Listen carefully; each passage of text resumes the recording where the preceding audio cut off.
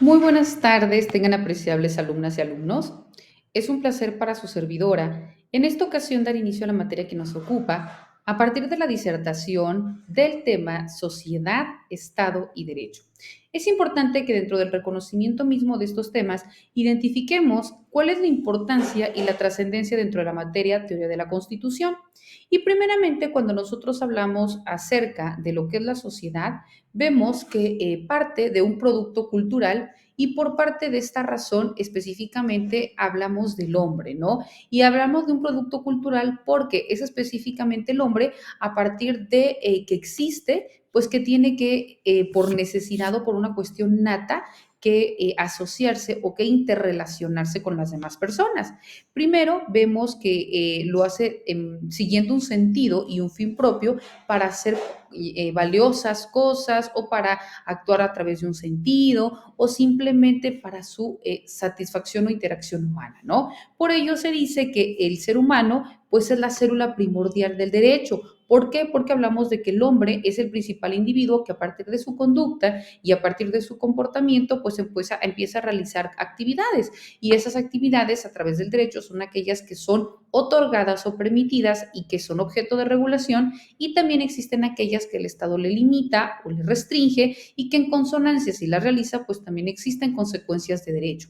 Es por ello que aquí vemos propiamente que a través de este proceso es como se empieza a generar la permanencia del derecho y también la creación de estas instituciones políticas.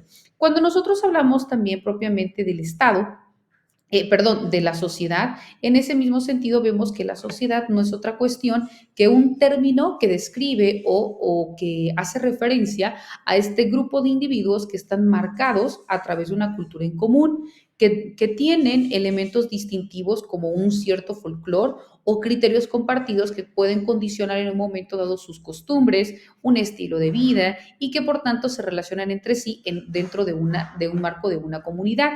Por ello también se dice que las sociedades más desarrolladas es propiamente aquellas que se encargan del estudio de las ciencias sociales, tal como la sociología, la antropología, el derecho, etcétera, ¿no? Y también vemos que en ese mismo sentido las sociedades de carácter humano están constituidas por poblaciones, en donde los habitantes y su entorno vemos que se interrelacionan dentro de un mismo contexto y que luego entonces se les dota o se les reconoce de identidad y también de un sentido de permanencia. Vemos que también la sociedad implica este grupo que comparte lazos ideológicos, económicos y políticos. Por tanto, al estar dentro de una sociedad, pues se tienden a establecer aspectos de un nivel de desarrollo, de logros tecnológicos y también de una calidad de vida. Cuando hablamos de la sociedad, vemos que también existen características específicas y dentro de ellas, primero es aquellas que los diferencian o que les reconocen identidad y que dentro de estas se exponen de una manera importante porque estas características son aquellas que les dota de reconocimiento y forma también de agrupación dentro de una colectividad.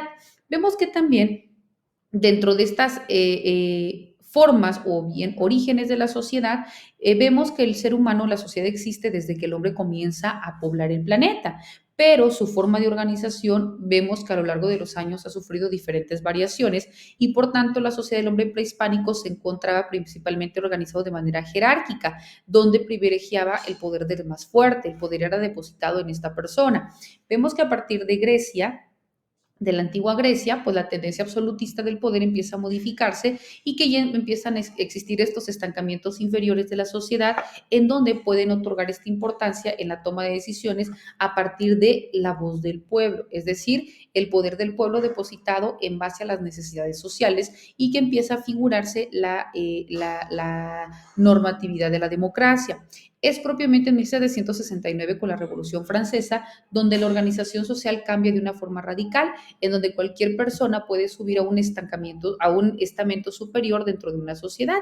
Y vemos que el concepto de sociedad pues también tiende a establecer cuestiones que inciden dentro del marco de la política, de la económica y, por qué no decirlo, en el ámbito jurídico. Y que por tanto vemos que estas formas de interacción pues son importantes para poder tomar en consonancia lo que es la teoría del Estado. Vemos ahora qué tan importante es identificar al Estado. El Estado vemos que es definido como aquel grupo o aquella organización humana que abarca la totalidad de la población dentro de un país, que cuenta con una estructura social, cuenta con una estructura política y que cuenta también con una estructura económica que se agrupan mediante un conjunto de instituciones independientes y también de instituciones soberanas que regulan a la vida de la sociedad.